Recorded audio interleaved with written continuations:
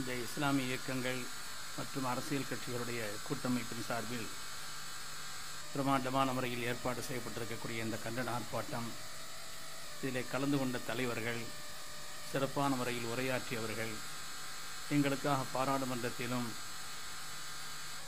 எதிர்க்க வேண்டிய இடங்களிலும் அழுத்தமாக குரல் கொடுத்தவர்களுக்கு எல்லோரும் சார்பாக ஒரு கைதட்ட சொல்லி அவங்களுக்கு ஒரு நன்றியை வெளிப்படுத்தும்படி கேட்டுக்கொள்கிறேன்.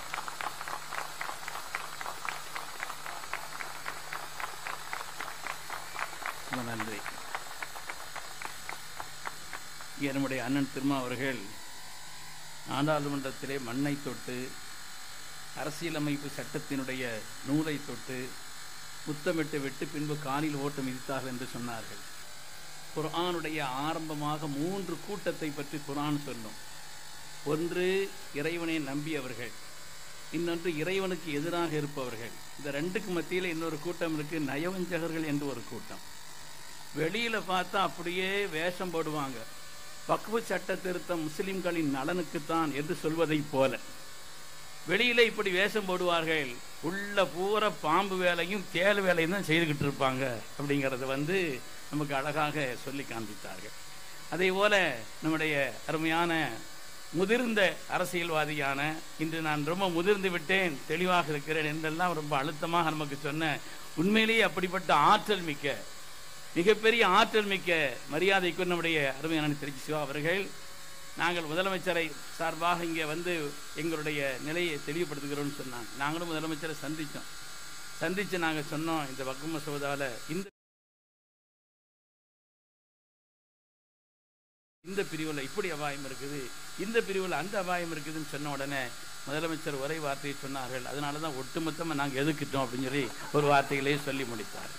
அதனாலே உங்களுக்கு நன்றியை தெரியப்படுத்திக் கொள்கிறோம். அருமையானவர்களே, நாம் எல்லாம் இந்த விஷயத்தை விளங்கிக்கிறோம். இந்த வக்ஃபு பில் அப்படிங்கிறத அவங்க கொண்டிருக்கிறாங்களே, இதில் உள்ள அபாயம் என்ன என்பதை நாம் விளங்கி கொள்ள வேண்டும். ஏதோ ஒரு கூட்டம் நடக்குது, வந்தாங்க, உணர்ச்சி வசப்பட்டு பேசினாங்க, கைதட்டினாங்க, முடிஞ்சு போச்சுங்கிறது அல்ல. இது எவ்வளவு பெரிய அபாயகரமானது என்பதை நாம் விளங்க வேண்டும். சாதாரணமானது அல்ல.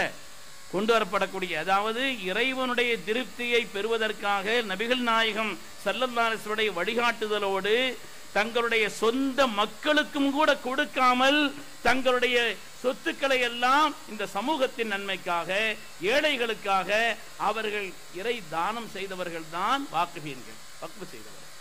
அதனால அப்படிப்பட்ட அந்த நோக்கத்தை நிறைவேற்றாமல் அதை இங்கே பறிப்பதற்கான சட்டம்தான் இந்த வக்ஃபு திருத்த மசோதா என்பதில் எந்த விதமான சந்தேகம் இல்லை. அதை விரிவாக எடுத்து சொல்வதற்குண்டான நேரம் இல்லை. 44 திருத்தம்னு எல்லாரும் சொன்னாங்க. இது 44 திருத்தம் இல்லை. எனக்கு நேரம் இல்லை, நான் பேசக்கூடாது, அவ்வளவு பேர்களை வைத்துக்கொண்டு நிறைவாக பேசிய பிறகு 44 திருத்தம் அல்ல, 115 திருத்தங்கள். ஏன்னு சொன்னா இதில் 33 திணிப்புகள் இருக்கிறது, 45 துணை நிலை திருத்தங்கள் இருக்கிறது, 37 விதிகள் அகற்றப்பட்டிருக்கிறது. எல்லாமா சேர்த்து 115 திருத்தங்கள் என்பதிலே சந்தேகமே இல்லை. ஒவ்வொன்றும் அபாயகரமானது என்பதிலையும் அது சந்தேகமே இல்லை. இந்த திருத்தங்கள் எல்லாம் அந்த வக்ஃபு சட்டத்தை மன்னரைக்கு அனுப்புவதற்குண்டான வழிதான் என்று திட்டமிட்டு கொண்டிருக்கிறார்கள்.